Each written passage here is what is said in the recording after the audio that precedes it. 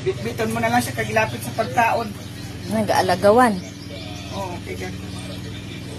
Nag-alagawas daw. Gusto yun aninda. Agaw siya lang sa iya lang kuno sa iya lang.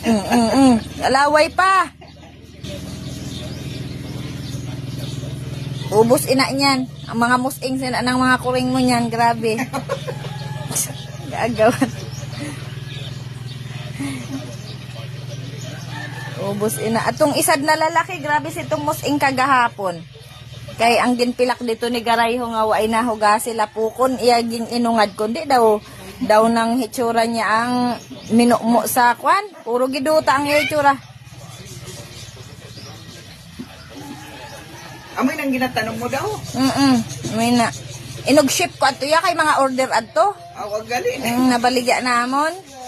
Hay ginakatuip na ang kuring ko siguro damo na balagamot.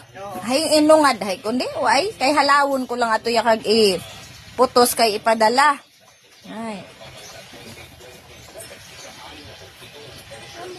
Ginakaon niya. Mo atong amoy na dang akong ginabinunyagan. Nag-away-away pa.